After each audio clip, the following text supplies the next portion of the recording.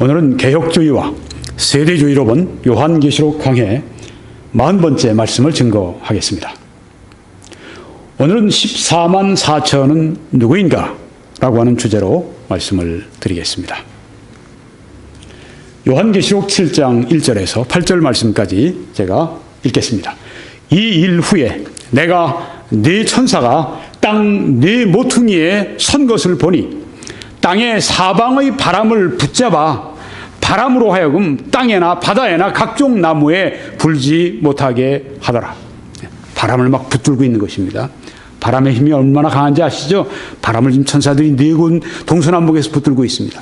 또 봄에 다른 천사가 살아계신 하나님의 인을 가지고 살아계신 하나님의 인을 가지고 해 돋는 내로부터 올라와서 땅과 바다를 해롭게 할 권세를 받은 네 천사를 향하여 큰 소리로 외쳐 이르되 우리가 우리 하나님의 종들의 이마에 인치기까지 땅이나 바다나 나무들을 해하지 말라 하더라.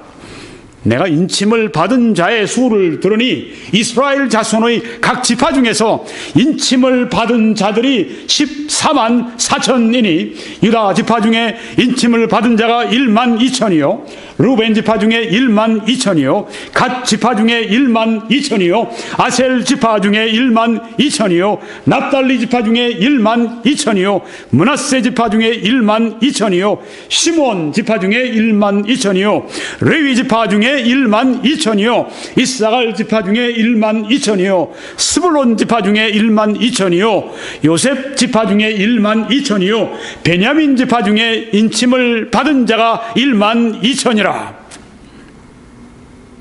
자, 여기에 7장은 6장과 8장에 이렇게 중간에 이런 형태로 있습니다. 6장은 지금 6째 인을 띄고 난 다음에 마쳤습니다. 첫째 인, 둘째 인, 셋째 인, 넷째 인, 4명의 다른 색깔의 말들이 나타나고, 그리고 4인이 띄어지면서 거기에서 전쟁이, 그리고 기근이, 그리고 죽음이, 무덤이, 전염병이, 그리고 또 땅의 짐승들이 사람을 삼키고 죽이고 이런 것들을 우리가 보았습니다. 5째인 거기에선 순교자들이 나오고 6째인을 띄고 나니까 어떤 일이 있었습니까? 큰 지진이 일어났습니다. 그리고 하늘에 그 태양이 총담같이 검어졌습니다. 달이 pit빛과 같이 되었습니다. 하늘이 두루마리가 말리는 것처럼 됐고, 또한 별들이 땅에 우수수 떨어지게 되었고, 또한 거기에 모든 섬과 모든 이 산들이 자리를 움직이는 그런 무서운 재앙들이 쏟아지는 것을 우리가 보았습니다. 그런 데서 어떻게 사람들이 살아갈 수 있을까? 사람들이 막 그 굴 속으로 들어가서 그 산과 바위에게 우리 위에 떨어져서 우리를 어린 양의 진노에서 가려달라고 그렇게 요청하는 것을 우리가 보면서 이제 6장을 마쳤습니다. 그런데 6장보다 더 큰 환란이 8장에 오게 됩니다. 거기서는 7째 인이 띄어지게 되고, 그 다음엔 7 나팔의 심판이 나타나게 되고, 7 또한 대접의 심판이 나타나게 되는 것입니다. 6장 어마어마한 그런 그 재앙과 환란이 있었습니다만 8장 가면 그보다 훨씬 더 큰 재앙이 지구상에 있는 인류에게 오게 됩니다. 그런데 7장은 어떻습니까? 잠잠합니다. 일시적으로 쉬는 것입니다. 7장에서 쉼을 주시는 것입니다. 바로 이것이 7장의 위치입니다. 잠깐 쉬는 겁니다. 6장의 그 무서운 환란과 재앙에서 그냥 그대로 8장으로 넘어가는 것이 아니라 7장에서 잠깐 쉬게 되는 것입니다. 네, 그래서 이 말씀에 이 일 후에 내가 네 천사가 땅 네 모퉁이에 선 것을 보니, 땅 네 모퉁이라고 이렇게 했습니다. 옛날에 그 사람들은 이게 바로 그 성경에 있는 비과학적인 옛날 고대인들의 사고방식을 여기에 보여주는 것이다. 옛날 고대인들은 땅이 평평하다고 믿었습니다. 땅이 또한 네모다라고 다른다고 생각했습니다. 그래서 쭉 배를 타고 나가다 보면 떨어져가지고 그냥 다시는 돌아올 수 없다고 생각했던 그런 때가 있었습니다. 여기 땅 네 모퉁이에 선 것을 보니 바로 그 고대인들의 그 답답한 그런 그 비과학적인 그 얘기를 하고 있는 것이다. 아닙니다. 여기 땅 네 모퉁이는 요새 그 과학에서 이 동서남북의 그 방향이 있죠. 네. 과학적으로 이게 지금 증명이 되고 있답니다. 이 과학적인 얘기입니다. 이 지구가요, 어떻습니까? 우리가 볼 때는 아주 동그란 것 같아요. 근데 그렇지가 않답니다. 과학자들 얘기를 들어보면 이 적도는 좀 이렇게 그 불룩 나왔다고 그래요. 자전을 하니까 그렇게 된 것 같다고 그래요. 그 다음에 북극이나 남극으로 가면 둥그런 게 아니라 좀 이렇게 평평해진답니다. 그래서 이 동서남북의 방향이 생긴다고 하는 것입니다. 성경은 과학적으로도 정확한 책입니다. 땅 네 모퉁이에 동서남북에 섰다고 하는 것은 온 세상을 이렇게 다 두루 커버한다고 하는 것을 말합니다. 그런데 땅의 사방에 바람을 지금 붙잡고 있다고 했습니다. 바람이 얼마나, 이게 바람이라고 하는 것이 태양 에너지하고 지구가 돌아가는 자전에서 나온 그 에너지하고 이런 것 때문에 대기가 순환이 되고, 그래서 이제 바람이 불고, 바람이 불므로 말미암아서 어떻게 됩니까? 이제 그 여러 가지 현상들이 일어나면서 이 지구가 제대로 이 작동을 할 수 있도록 그렇게 만들어주는 것인데, 여기 보니까 땅의 사방에 바람을 막 이 천사들이 꽉 붙잡았습니다. 그러니까 뭐 나뭇잎 하나 움직이질 않습니다. 만약에 요트를 타고 가던 사람이 있으면 그냥 돛단배 같이 그런 배 타고 간다면 전혀 바다에서 꼼짝할 수 없는 그런 상황이 지금 여기 연출되고 있다고 하는 것입니다. 땅의 사방에 바람을 지금 붙잡고 있습니다. 얼마나 강력한 능력을 가지고 있는지를 알 수가 있죠. 땅에나 바다에나 각종 나무에 불지 못하게 하더라. 네. 지금 이 큰 새로운 그 하나님의 심판이 오기 전에 그 심판을 지금 막고 있는 것을 여기 볼 수가 있습니다. 꽉 붙드는 거예요. 네 명이. 심판할 자들이 그걸 연계하고 딱 붙들고 있는 것을 여기 볼 수가 있습니다. 네. 심판이 일시적으로 유보가 되고 있고 땅의 사방으로 지금 세계적인 심판이 박두하고 있다고 하는 것을 이 말씀에서 보여주고 있다고 하는 것입니다. 이 7장의 말씀은 개혁주의 입장에서 볼 때, 윌리엄 핸드릭슨 박사님의 얼굴을 여러분이 사진을 보고 계십니다. 7장은 둘로 나눠지게 됩니다. 1절로 8절까지, 9절로 17절까지 둘로 나눠지게 됩니다. 1절로 8절까지는 거기에 14만 4천에 관한 이야기가 나오는데, 그것은 이 지상에 있는, 이 땅에 있는, 지금 이 땅에서 세상과 육신과 마귀와 교전하고 또한 싸움하고 전투를 벌이고 있는 지상의 교회를 말하고 있다. 네. 정말 지상의 교회는 싸움하는 것입니다. 우리 영적 투쟁을 하고 있는 그런 이 상황에 놓여 있습니다. 그런데 9절로 17절까지 보게 되면 거기에 순교자들이 하늘나라에서 흰옷을 입고 기뻐하면서 있는 것을, 안식하며 있는 것을 보게 됩니다. 그것은 무엇입니까? 지상의 교회의 이 삶을 마치고 하늘나라에 올라간 성도들이 있는 거기는 Church the Triumphant라고 이렇게 이분이 용어를 붙였는데, 승리한 교회가, 하늘의 교회가 9절로 17절까지 나와 있다, 이렇게 보는 것입니다. 그러니까 7장은 이 개혁주의자들에게는 어떠냐면 현재와 장래, 미래가 함께 있다고 하는 것입니다. 현재 지상의 교회, 장래 하늘의 교회가 바로 이 말씀 속에 두 가지가 다 있는데, 오늘 우리가 보는 것은 1절로 8절까지 여기 지상의 교회, 또한 전투하고 교전하는 교회, 이것을 우리가 지금 말씀하고 있다고 하는 것입니다. 14만 4천이 여기에 지금 나오는 것입니다. 14만 4천은 이단들이 얼마나 좋아해요. 그렇죠?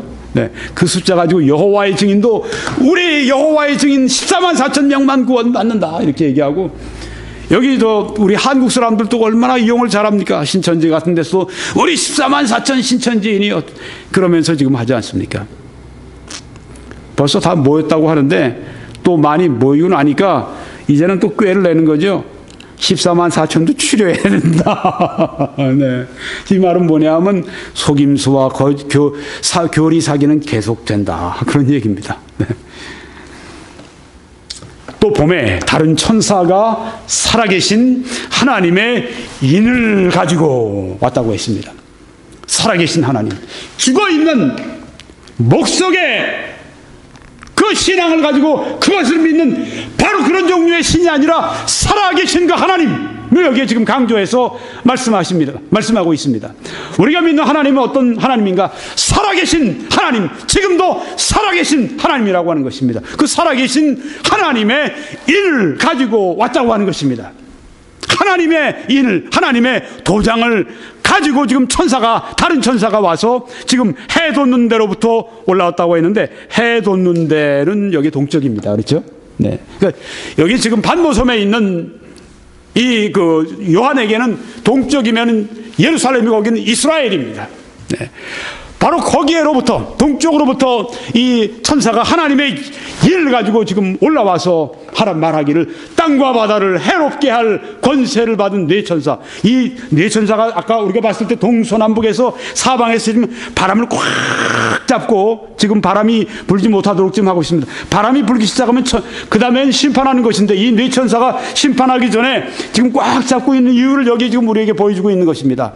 왜냐하면 하나님의 인을 가지고 오는 천사가 지금 말하지 않습니까? 이 네 천사에게 큰 소리로 외쳐서 지금 말을 합니다. 여기 지금 하나님의 인은 무엇을 말하는가? 하나님의 보호를 상징하고 있습니다. 또 하나님의 소유를 상징합니다. 여러분, 도장을 찍으면 어떻습니까? 딱 찍어놓고 이건 보호하는 거죠. 밀봉하는 것입니다. 보호시키는 것입니다. 또 도장을 내 이름을 딱 찍으면 이건 내 것이다. 소유권을 거기에다가 내가 이제 찍어 놓는 것입니다. 그리고 또 도장이 딱 있는 거, 여러분 6년짜리 홍삼 같은 거 이렇게 보면 도장이 딱 찍힌 그런 진품 보증 이런 게 나오죠. 이 하나님의 일은 바로 그런 것이라고 하는 것입니다. 보호와 소유와 진품 보증이라고 하는 것입니다.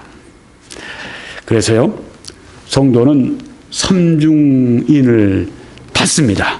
하나님의 보호의 인을 받게 되고, 예수 그리스도의 십자가에 흘려주신 그 구속의 피로 말미암아 소유가 되는, 그래서 인을 치는, 그리스도의 피로 인을 쳐주시는 그 인이 있고, 또한 성령을 보내주셔서 하나님의 자녀가 되는 것을 보증해 주시는 성령의 인이 또한 있다고 하는 것입니다. 하나님의 보호의 인, 예수 그리스도의 피로 말미암아 예수님의 하나님의 소유가 된 바로 그 인 또한 성령을 보내셔서 성령이 영원히 그 안에서 떠나지 않고 하늘 날아갈 때까지 함께 하심으로 말미암아 하나님의 자녀가 된 것을 보증해 주시는, 성령을 통해서 주시는 그 인, 이 세 가지가 있다고 하는 것입니다.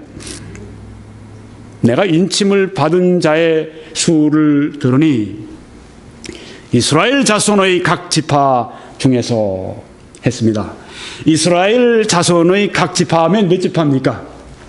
12지파이죠. 네. 저는 지금 여러분들에게 먼저 이 개혁주의의 그 말씀의 해석을 지금 알려드리고 있습니다. 그럼 어떻게 되죠? 개혁주의는 성경을 문자적으로 해석합니까? 상징적으로 해석합니까? 상징적으로 해석을 합니다. 그러니까 이 숫자에 대한 상징을 여기에 지금 풀고 있습니다. 12이라고 하는 이스라엘의 12지파인데 그 12에 대해서 지금 푸는 것입니다. 왜? 14만 4천을 이제 누군가, 이 14만 4천이 누구인가? 하나님의 인을 맞으니 14만 4천, 각 지파에서 12,000명씩 나와서 12지파가 14만 4천을 이루었는데 14만 4천은 과연 누구인가? 라고 하는 것을 상징적으로 해석하기 위해서 지금 푸는 것입니다. 네, 12. 이것은 3 곱하기 4 하면 12가 되죠. 여기서 3은 삼위일체 하나님, 3을 여기에 의미하고 있다, 이렇게 보는 것입니다. 또 여기 넷, 아까 우리가 네 사방, 네 동서남북의 천사 넷, 이걸 봤는데 이 넷, 이것은 모든 창조물을 말한다. 4라고 하는 숫자는 모든 창조물, 동서남북이니까 온 우주지요. 모든 창조물을 말한다. 그러니까 삼위일체 하나님께서 모든 창조물 가운데서 역사하셔서 나타나는 증거가 무엇인가? 구약에서는 12지파로 나타났고 신약에서는 12사도로 나타났다 하는 것이죠. 네. 아주 흥미롭지 않습니까? 이 해석이요. 네. 12가 이렇게 해서 이제 풀어지게 되는데요. 이 12는 또한 거룩한 성 새 예루살렘을 보게 되면은 그것도 조화를 이룬다. 왜? 거기에는 거룩한 성 새 예루살렘이 12성문이 있습니다. 또 또 12기초석이 있습니다. 근데 12성문에는 12지파의 이름이 거기에 또한 새겨져 있고 12기초석에는 12사도의 이름이 또한 새겨져 있습니다. 12. 여러분이 지금 계속 보시고 있지 않습니까? 네. 그런 높이도 보니까 이 거룩한 성 새 예루살렘의 높이가 144규빗입니다. 우리 미터로 따지면 한 65m 정도가 됩니다. 65m 성 높이면 얼마나 높은지 아십니까? 네, 대단한 것입니다. 네, 이건 뭐 빌딩 한 채만 해도 이게 10몇 층짜리 그냥 거의 20층짜리 빌딩 이상 거의 20여 층 될 것 같아요. 65m. 네, 거룩한 성. 그런데 그게 144규빗이라고 하는 것입니다. 14만 4천 144 통하죠. 네. 또 이 144는 12사도 12지파 12 곱하면 144라는 숫자가 나오는 것입니다. 네, 그래서 지금 상징적으로 풀면서 이 숫자를 가지고 지금 이렇게 해석을 하고 있는 것입니다. 그래서 인맞은 14만 4천은 누구인가? 하나님의 인을 맞은 이스라엘의 각 12지파에서 나온 12,000명씩 나온 14만 4천은 누군가? 개혁주의에서는 이것은 교회다. 특별히 이 땅의 교회다. 교전하고 있는 지금 사탄과 육신과 세상과 싸움을 하고 있는 박해와 싸움을 하고 있는 바로 지금 치열하게 영적 전쟁을 벌이고 있는 교회가 The Church Militant 바로 이것이 인맞은 14만 4천 명이다 하는 것입니다. 이 인맞은 14만 4천 명이 환난 가운데도 살아남고 그리고 거기서 복음을 전하고 그렇게 하는 것을 보게 되지 않습니까? 마찬가지로 지금 이 세상에서 이 사탄이 쏘는 화살, 사탄이 또한 이 보내는 그런 모든 여러 가지 무기, 그런 미사일, 그런 폭탄 다 우리가 피해가면서 지금 싸우고 있는 그런 교회, 이것을 말하고 있다. 이렇게 여기서 본다고 하는 것입니다. 14만 4천 명 누구냐? 교회다. 이렇게 본다고 하는 것입니다. 그런데 14만 4천, 아까 144규빗도 나왔는데요. 또 12지파, 12사도를 곱하면 144가 나왔는데요. 자, 이 144에다가 1000을 곱해봐라 하는 것입니다. 14만 4천. 왜 1000을 곱하느냐? 이것은 전체를 말하고 있다. 이렇게 한다고 하는 것입니다. 네.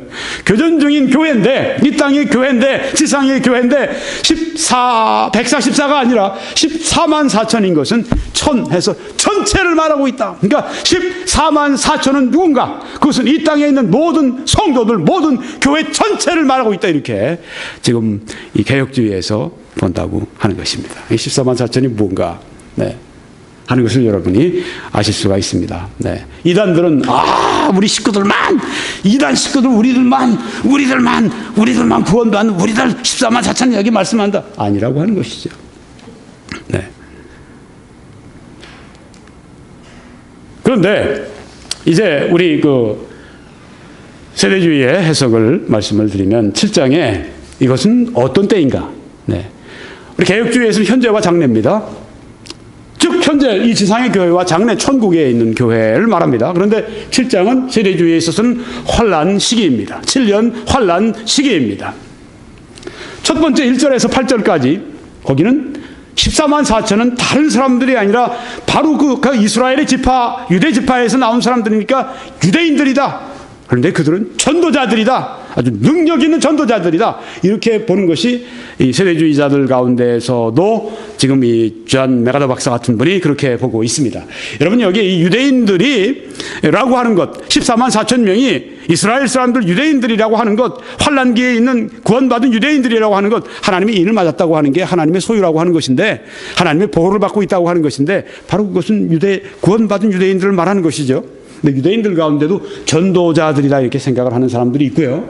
어떤 세대주의자들은 아니 유대인들이지 전도자들까지는 좀 이러는 사람들이 있습니다. 근데 존 메가더 박사 같은 분은 또 이렇게 잘 풀고 있습니다. 예, 이 말씀도 이 해석도 굉장히 좋다고 생각해요. 유대인 전도자들이다. 여러분이 이제 이 14만 4천 명은 지금 처음 나왔습니다. 요한계시록에 어디에 7장에 처음 나왔습니다. 그런데 그 다음에 이 14만 4천 명이 또 한 번 나옵니다. 어디에서? 요한계시록 요한계시록 몇 장에서 14장에서 7 곱하기 2 하시면 14장 아닙니까? 저도 자꾸만 이렇게 그 개혁주의에서 숫자 가지고 이렇게 상징적으로 자꾸만 하니까 저도 좀 익숙해져 가지고 네, 이제 숫자를 보면 14 하니까 7 곱하기 2 이렇게 하면 나온다. 네, 이게 생각이 그냥 절로 나는 것입니다. 네, 하여튼 14장에 가면은 이 1절에서 5절까지 이 유대인들 14만 4천 명이 어떤 사람들인가 나옵니다. 흠이 없는 사람들이에요. 거룩한 사람들이에요. 정직한 사람들입니다. 경건한 사람들입니다. 아주 거룩한 그런 사람들, 특별히 하나님 앞에 성별된 아주 굉장히 진짜 엘리트 같은 아주 완전히 헌신된 그런 그리스도인들이라고 하는 것입니다. 그러니까 이 사람들이 보통 사람들이 아니에요. 전도자들이라 이렇게 얘기해도 하등 문제가 될 게 없습니다. 특별한 사람들입니다. 이 당시에 환란기에 유대인들 가운데 이 14만 4천 명이 그 사람들 숫자만 구원받는 것이 아닙니다. 유대인들이 많이 구원받습니다만은 그 중에서도 14만 4천 명이 특별하게 지금 이렇게 두 번씩이나 14장에도 언급이 된다고 하는 것은 또 이 사람들의 그 아주 거룩한 특징을 말씀하고 있다고 하는 것은 이 유대인들 14만 4천 명이 유대인들 다 구원받은 사람들 가운데 특별히 하나님께서 그들을 택하시고 특별한 사명을 그들에게 맡기셨다고 하는 것을 우리가 생각해 볼 수가 있는 것이죠. 그 다음에 이제 9절로 17절에 보면 거기에 아까는 하늘의 성도들로 그렇게 봤는데 지금 여기에서는 환란기에 순교한 사람들이 이제 천국 가서 있는 것을 말하는 것이다. 6장, 계시록 6장에서 18장까지 나오는 이 모든 것은 현재 일이 아니라 미래 앞으로 환란 시기에 7년 동안이라는 환란 시기를 요한계시록 6장에서 요한계시록 18장까지 말하는 것이다. 이렇게 보는 것이 세대주의의 입장 아닙니까? 네, 그래서 바로 여기에 있는 그 환란기 안에서 일어난 일을 보는 것입니다. 환란기 안에 구원받은 유대인들 가운데 특별히 뽑힌 14만 4천이 바로 유대인 전도자들이 전반에 있고 7장의 후반에 있는 그 순교자들, 하늘에 있는 흰옷 입은 그 사람들은 누구냐 하면은 바로 그 사람들이 신약시대 때 모든 시대 때 구원받은 그 사람들 그 교회가 아니라 환란기에 순교한 그 순교자들이 있는 것이다. 이렇게 본다고 하는 것입니다. 자, 이 존 몰버드 박사님도 역시 세대주의 신학자죠. 네, 조금 전에 그 존 메가더 박사 같은 분은 신학자면 성경학자면서도 이분은 또한 그 설교자입니다. 신학자, 세대주의 신학자는 인맞은 14만 4천 명은 다른 사람들이 아니다. 환란기에 인맞은 이스라엘 사람들, 유대인들을 말한다. 이렇게 말을 합니다. 아까 말씀드렸습니다. 그래서 지금 이 7장은 어떤 것입니까? 아까 쉰다고 그랬죠. 네. 여기에는 어떤 그 환란과 재앙 이런 것들이 나오지 않습니다. 8장으로 나가면 이제 들어가면 막 또 재앙이 또 쏟아지기 시작합니다. 6장에서 이미 어마어마한 재앙을 만났습니다. 7장에서는 쉽니다. 여기에 우리는 하나님이 진노 가운데도 긍휼을 잊지 아니하시는 하나님이라고 하는 성경의 처음부터 마지막까지 나오는 하나님의 그 본질적인 그런 하나님의 그 모습을 우리들에게 여기서도 보여주고 계십니다. 네. 6장에서 그냥 무서운 환란과 재앙이 쏟아지는데 7장으로 가고 8장으로 가고 계속 가면 얼마나 힘들겠어요. 그러니까 7장에서는 좀 쉬었다가 하라. 7장은 이렇게 쉬는 장으로 좀 주신 것입니다. 네. 그러면서 하나님은 진노 가운데도 긍휼을 잊지 않으신 하나님이다. 이걸 보여주고 있습니다. 심판하시는, 이 세상을 무섭게 심판하시는 가운데에서도 하나님의 백성을 구원하시고 지키시는 하나님이시다. 성경에 나와 있는 사상이 바로 이 7장에도, 요한계시록 7장에도 나타나고 반영되고 있습니다. 여러분, 몇 가지만 예를 들어보면 하나님께서 노아 시대 때 온 세상을 물로 심판하시죠. 그때 노아와 그의 가족을 방주 안으로 이끌어들이시고 구원하시는 것을 볼 수 있습니다. 심판 중에도 긍휼을 잊지 아니하시는 하나님을 보여주고 있습니다. 또 이스라엘 사람들이 애굽을 탈출할 때 어땠습니까? 애굽에 10개 무서운 재앙이 쏟아지지 않습니까? 그리고 나중에는 홍해 완전히 이 잠수가 완전히 그냥 그 속에 그냥 파묻혀 버리는, 네, 그 속에 아주 수장이 되는, 네, 그런 그 심판이 그 애굽 사람들에게 임하지 않습니까? 그리고 마지막 날 애굽을 떠나기 전에 이제 그 각 집을 이 죽음의 천사들이 다니면서 이제 심판을 합니다. 그 애굽의 장자들 다 쳐서 죽이는 일을 하는데 그때 이스라엘은 어떻게 되죠?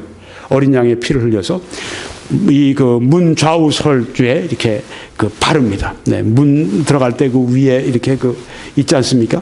또 이렇게 옆에 또 있지 않습니까? 거기다가 피를 칠해버립니다. 어린 양의 피를 칠하면 이 사망의 천사가 왔다가 그 피를 보고 넘어갑니다. 그래서 6월절입니다. 6월절입니다. 오늘도 마찬가지입니다. 사망의 천사가 왔을 때 예수 그리스도의 피가 그 심령에 믿음으로 묻혀져 있으면 넘어갈 수밖에 없어요. 왜? 그건 하나님의 언약이. 어디 감히 이 죽음의 천사가, 심판의 천사가 예수 그리스도의 피가 묻어있는 거기에 손을 댈 수 있습니까? 댈 수 없죠. 댈 수 없죠. 어떻게 감히 댈 수가 없죠. 보십시오. 그 무서운 심판이 애굽 전역에 쏟아질 때에도 하나님의 백성을 구원하시는, 심판 중에도, 진노하시는 중에도 긍휼을 잊지 아니하시는 하나님을 보여주시지 않습니까?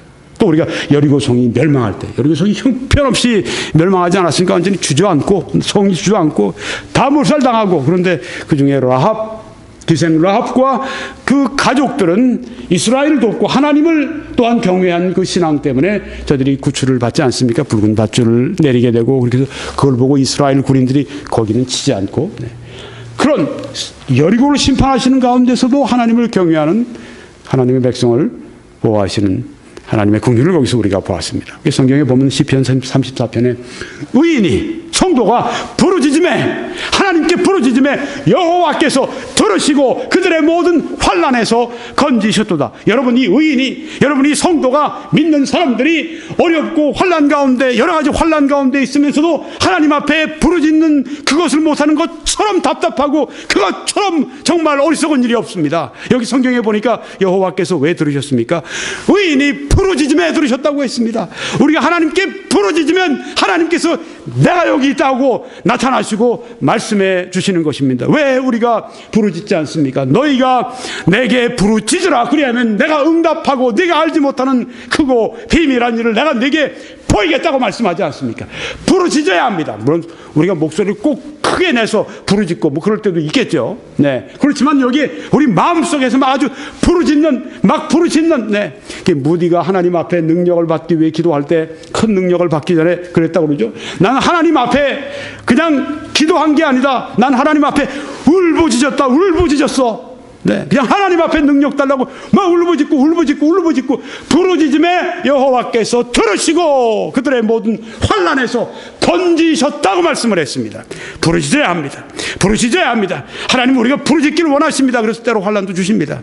왜냐하면 하나님을 우리가 부르짖고 찾을 때 그때 우리의 신앙이 어떻게 됩니까? 신앙다워지고 그때 우리의 신앙이 성장하고 그때 우리 신앙이 순화가 되고 우리 신앙이 뜨거워지는 것입니다. 자꾸만 하나님을 붙들어야 됩니다. 어떻게 해요? 기도로 자꾸만 붙들어야 된다고 하는 것입니다. 여호와는 마음이 상한 자를 가까이 하시고, 우리는 마음이 상하고 이런 사람들 보면 피하려고 합니다. 아유, 나도 마음이 상할까? 근데 하나님께서는 그들을 가까이 하시고 중충심으로 회개하는 자를 구원하신다. 그렇게 말씀을 하셨습니다. 통회하고 자복하고 죄에 대해서 참으로 자복하고, 이거 하나님께서 참 원하신다고 하는 것입니다. 하나님께서 원하시는 것은 우리가 죄로부터 벗어나는 것, 죄를 지었을 때 죄를 통회하고 자복하는 것, 바로 이것을 하나님이 원하신다고 하는 것입니다. 그러면 구원하신다, 구출해 주신다. 의인은 고난이 적은 아니죠. 의인은 고난이 많아. 아유, 저 사람 왜 저렇게 믿는다고 하는데, 열심히 믿는데 11조 한다고 그러는데, 정말 열심히, 그리고 정말 바르게 살아가려고 그러고 새벽 기도도 나오고 전도도 열심히 하고, 근데 저 사람 왜 저렇게 고난을 많이 받아? 저 사람 문제가 있는 거 아니야? 아닙니다. 성경에 보니까 의인은 고난이 많으나 여호와께서 그의 모든 고난에서 건지시는도다고 말씀했습니다. 의인은 고난이 많습니다. 네. 너희가 하늘나라에 들어가려면 많은 환난을 당할 것이라고 말씀했는데, 고난이 많습니다. 많은 여호와께서 그의 모든 고난에서 건지시는도다 라고 말씀을 해 주셨습니다. 이 환난기 성도들이 그 환난기 때 다른 사람들처럼 많이 죽습니다. 아주 대규모의 순교자들이 그때 나게 됩니다. 그 전반 3년 반 후반으로 가면서 아주 이 박해가 심해지고 적그리스도가 박해하고 많은 사람이 죽습니다. 666표를 받지 않고, 그래서 많은 사람들이 죽습니다. 또 여러 가지 재앙들이 막 쏟아지는데 죽을 수밖에요. 그럼 그 사람들이 심판받은 거냐? 아닙니다. 천국 데려가시는 길입니다. 이렇게 고난과 죽음과 이런 거 어려움으로 말미암아 우리가 주님께 가는 성도들을 우리가 조금이라도 마음이 불편하도록 그렇게 그런 말을 해서는 안 되는 것이죠.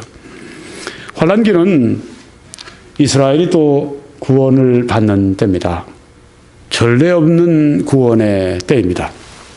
여러분, 이스라엘이 언제 부흥이 있었습니까? 어떤 면에서 좀 안 됐어요. 2000년 거의 전에 예수님 때와 그리고 그 이후에 예수님께 직접 지도를 받았던 사도들 때 몇십 년 동안 유대 땅에 큰 말로도 알 수 없는 부흥이 있었죠. 네. 예수님이 계셨는데, 사도들이 있었는데요.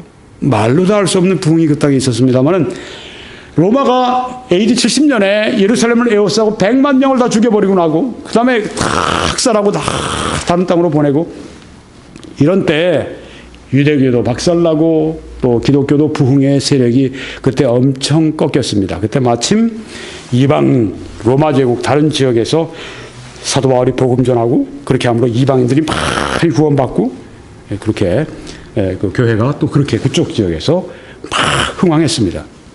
그러니까 그때 추수기가 한번 있었습니다. 대규모의 추수기가 있었습니다. 근데 그 다음에는 땅도 뺏기고, 네. 언제 한번 또 이 대규모의 추수기가 오는가? 마지막 때 온다고 하는 것입니다. 이게 환란기입니다. 여기 보십시오. 스가랴 13장에 여호와가 말하노라 이 온 땅에서 3분의 2는 멸망하고, 세대주의자들은 여기에서 환란기 때 이스라엘의 운명을 여기서 본다고 하는 것입니다. 이스라엘의 3분의 2가 멸망을 합니다. 재앙으로 죽든 벽그리스에 죽든 3분의 1은 거기 남으리니 3분의 1은 살아남습니다. 내가 그 3분의 1을 불 가운데 던져서 은같이 연단하며 금같이 시험할 것이라. 그들이 내 이름을 부르리니. 네. 연단하신다고 했어요. 네, 시험하신다고 했습니다. 금처럼 만들기 위해서, 은처럼 만들기 위해서 연단하시고 시험하신다고 했습니다. 우리의 시험도 마찬가지, 우리의 받는 시험, 우리의 받는 연단, 환란 모든 것이 다 연단을 위해 있다고 하는 것입니다. 금은처럼 그렇게 나올 수 있도록 환란과 시련을 우리들에게 통과하게 하십니다. 그들이 내 이름을 부르리니 내가 들을 것이며 나는 말하기를 이는 내 백성이라 할 것이요 그들은 말하기를 여호와는 내 하나님이라 하리라. 하나님이시라 하리라. 네. 하나님과의 친밀한 이 교제. 내 백성, 내 하나님, 이스라엘의 구원을 여기 말하고 있죠. 환란기 때 이스라엘이 대규모로 구원받는 그런 역사가 큰 부흥의 역사가 이스라엘에게 있게 됩니다. 이 환란기에서 구원받은 이방인들, 또 환란기에도 구원받은 이 유대인들. 네. 그다음 이제 천년 왕국이 시작이 되면 그리로 그냥 들어가게 되는 것이죠. 네. 로마서 11장 26절에도 그리하여 온 이스라엘이 구원받으리라. 기록된 바 구원자가 시온에서 오사 야곱에게서 경건하지 않은 것을 돌이키시겠다고 말씀했습니다. 할렐루야. 바로 이것입니다. 구원자가 그리스도께서 시온에서 오셔서 야곱을 경건하지 않은 것을 돌이키시겠다. 회개시켜 주신다고 하는 말씀이에요. 네. 회개는 우리가 함부로 하는 게 아닙니다. 내가 회개하고 싶다고 되는 게 아닙니다. 회개의 은혜가 와야 됩니다. 여기에 경건하지 않은 것을 돌이키시는 야곱에게서 경건하지 않은 것을 돌이키시는 회개의 은혜가 임하는데 바로 이때가 그 환란기에 있는 대규모의 이 유대에 일어난 부흥의 역사를 말하는 것입니다. 그리고 이 일 후에 내가 네 천사가 땅 네 모퉁이에 선 것을 보니 땅의 사방에 바람을 붙잡아 바람으로 하여금 땅에나 바다에나 각종 나무에 불지 못하게 하더라. 네, 여러분 보십시오. 토네이도가 얼마나 무섭습니까? 네, 그냥 한번 땅으로 그 깔때기 같은 모습으로 땅에 한번 내리면 이건 도시가 아주 그냥 잿더미가 되지 않습니까? 폐허가 되지 않습니까? 네, 건물이 다 파괴되고, 네. 그런 엄청난 이 바람, 대기를 지금 꽉 붙들고 있는 지금 이 모습을 여기에서 보여주고 있습니다. 네. 또 봄에 다른 천사가 살아계신 하나님의 인을 가지고 해돋는 데로부터 올라와서 땅과 바다를 해롭게 할 권세를 받은 네 천사를 향하여 큰 소리로 외쳐 이르되 우리가 우리 하나님의 종들의 이마에 인치기까지 땅이나 바다나 나무들을 해하지 말라 하더라. 네. 인치기까지 하나님의 종들의 이마에 인을 치기까지 심판하지 말라. 심판이 있게 하지 말라. 이렇게 말씀합니다. 하나님께서 하나님의 백성들을 보호하시는 것을 여기서 보고 있습니다. 여기 하나님의 인은 세례주의에서 존 마더 목사님 같은 분, 다가올 심판. 이제 8장으로 돌아가면 이제 뭐 7째 인이 떨어지게 되고, 그 다음 더 무서운 재앙과 심판이 이 땅에, 지구상에 사람들에게 떨어지게 되는데, 그때 그 심판에서 14만 4천 유대인 전도자들 14만 4천을 보호하시고 보존하시기 위해서 그들에게 인을 치시는 것입니다. 인을 치십니다. 왜요? 보호하시기 위해서, 보존하시기 위해서 그렇게 한다고 하는 것입니다. 이 인치는 역사는 이미 말씀을 드렸습니다. 아까 출애굽 이스라엘 할 때, 또 라합의 경우에 그게 바로 인치는 역사라고 볼 수 있습니다. 하나님의 백성들을 인치시는, 하나님의 백성들을 보호하시는. 근데 우리가 지난번에 봤습니다마는 에스겔의 인치는 환상과 제일 아주 적합합니다. 여기 보면 에스겔서의 9장에 여호와께서 그 가는 베옷을 입고 서기관의 먹그릇을 찬 사람을 불러 여호와께서 이르시되, 거기 먹그릇을 찬 사람이 있어요. 그를 오라고 했습니다. 너는 예루살렘 성읍 중에 순행하여 그 가운데서 행하는 모든 가증한 일로 죄로 말미암아 탄식하며 우는 자의 이마에 표를 그리라, 이렇게 말씀을 합니다.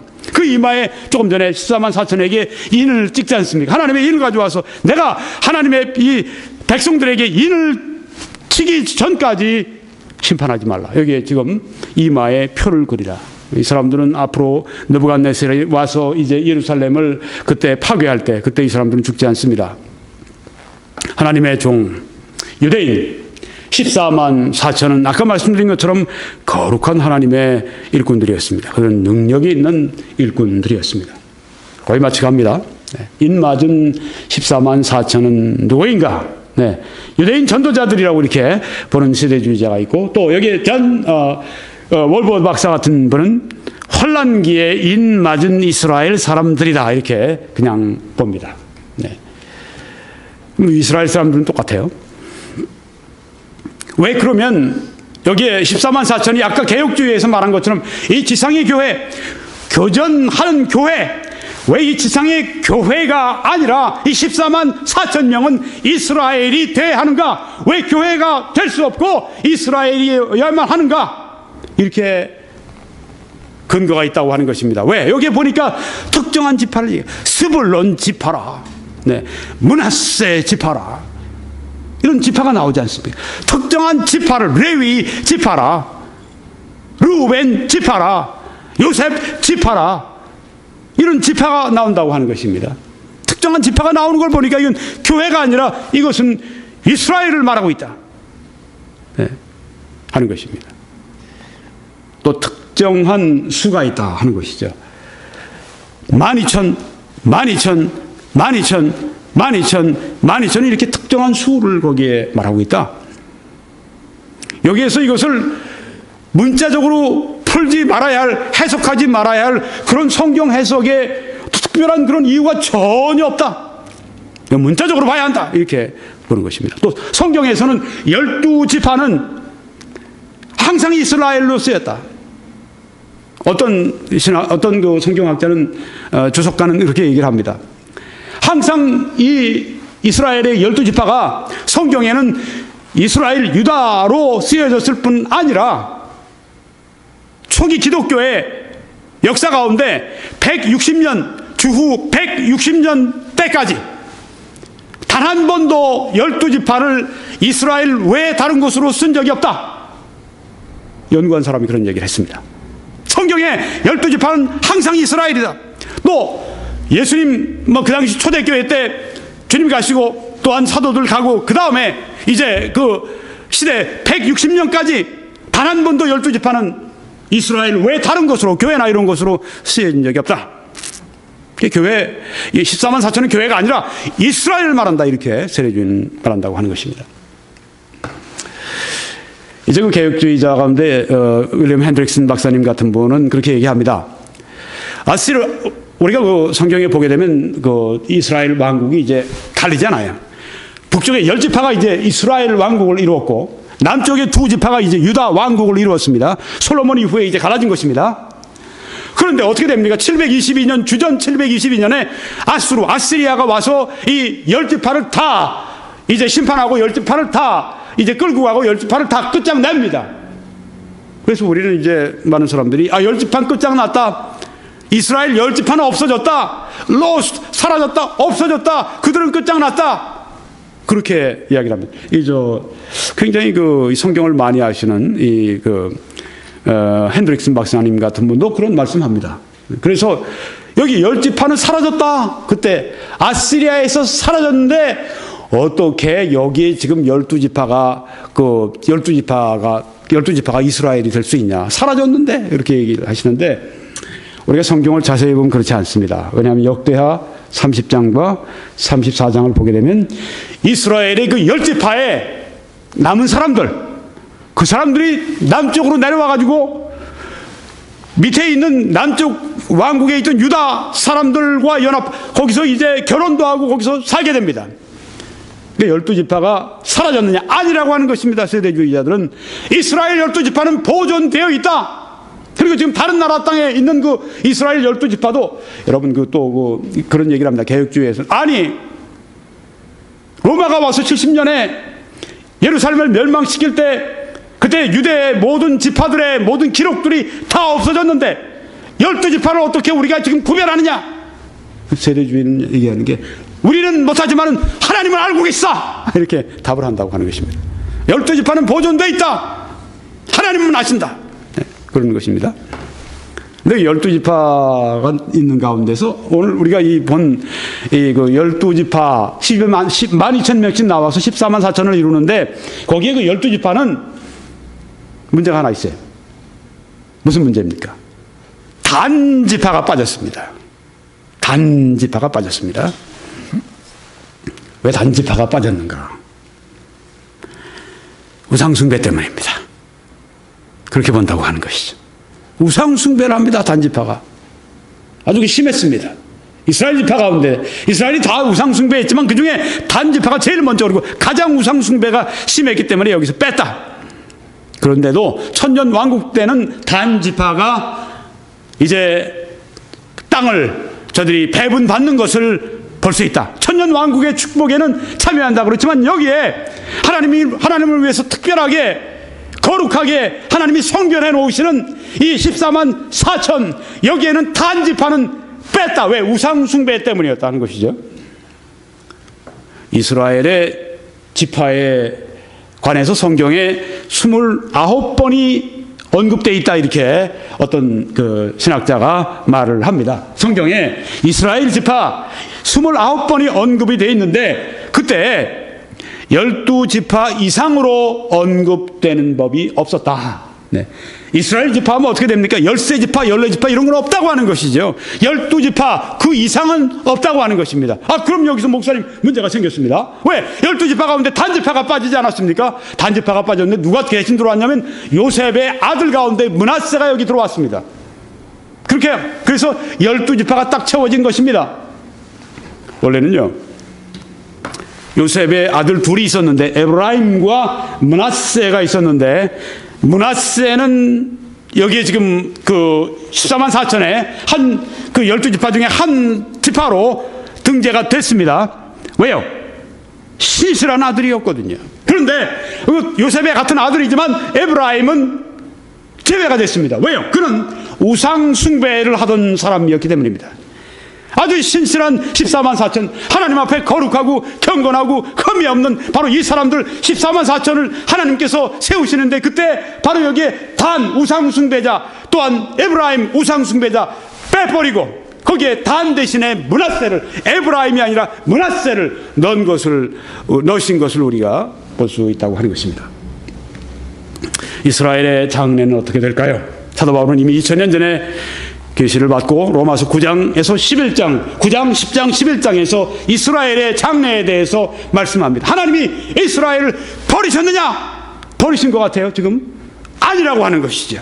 언제? 특별히 이 환란기에, 그리고 또한 이 천년왕국 때 이스라엘의 아주 황금의 미래의 시대가 남아있다, 이렇게 본다고 하는 것입니다. 그래서 이 환란기 때 많은 이스라엘이 구원받게 되는데, 그때 누가 대활약을 하느냐? 이 14만 4천의 유대인 전도자들이 바로 자기 동족들에게 복음을 전하고 이스라엘에게 복음을 전해서 위대한 부흥이 일어나게 되고 이스라엘이 다 구원받는 역사가 나타나게 된다, 이렇게 본다고 하는 것입니다. 결론 짓고 마치겠습니다.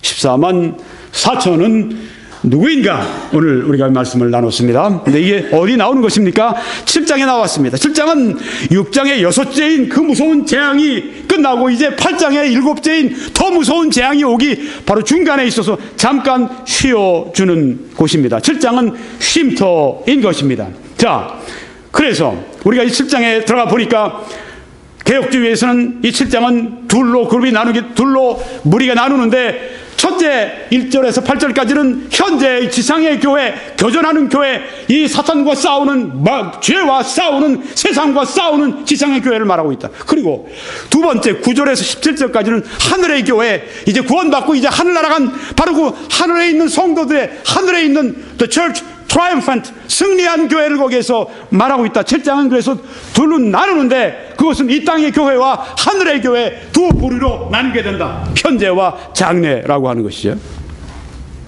세대주의 해석은 7장은 무엇인가? 미래뿐입니다. 어떤 특별한 7년 환란기를 여기 말하고 있습니다. 7년 환란기 동안에 두 부류의 사람들 여기 말하고 있는데, 바로 1절에서 8절까지는 14만 4천은 유대인 전도자들이다. 아주 능력을 가지고 있는 전도자들이다. 거룩한 전도자들이다. 하나님 앞에 온전히 성결되어 있는 바로 그런 사람들이다. 그리고 9절에서 17절까지는 환란기에 순교한, 무수한 순교의 피를 흘린 그 순교자들을 말하고 있다. 다음번에 우리가 이 순교자들에 대해서 보게 될 것입니다. 인맞은 14만 4천은 누구인가? 이것은 교전 중인 교회 전체를 말한다. The Church Militant, 지금 싸우고 있는 교전 중인 이 교회를 여기서 말하고 있다고 개혁주의는 보는 반면에, 세대주의에서는 어떻게 보고 있습니까? 이것은 환란기에 인맞은 이스라엘 사람들이다. 근데 여기서 조금 더 구체적으로 이 존 메가더 박사 같은 분은 환란기에 인맞은 이스라엘 사람들 가운데서 이 사람들이 특별히 어떤 사람들이냐면 유대인 전도자들, 위대한 전도자들이라고 하는 것이죠. 지금은 유대인들이 얼마나 믿질 않습니까? 그렇죠? 얼마나 기독교인들을, 자기 같은 동족 유대인 기독교인들을 얼마나, 그리스도인들 얼마나 무섭게 지금 그 땅에서 박해를 하고 있는지 우리가 소식을 들어서 알고 있습니다만은, 여러분, 유대인들이 그냥 이렇게 되는 것이 아닙니다. 나중에 사도 바울과 같은 위대한 14만 4천 명의 전도자들이 나타나서 놀라운 그런 복음의 역사가 그들을 통해 일어나게 될 것이다. 그래서 앞으로 유대인들을 통해 세계 선교에 큰 시대가 열릴 것이다. 언제? 환란기 된다고 하는 것입니다. 이렇게 해서 오늘 개혁주의와 세대주의로 본 요한계시록 강해 40번째 말씀을 다 마치겠습니다. 이제 21church.com에 들어오셔서 다른 메시지들을 시청하실 때 하나님의 크신 은혜가 함께 하실 줄 믿습니다.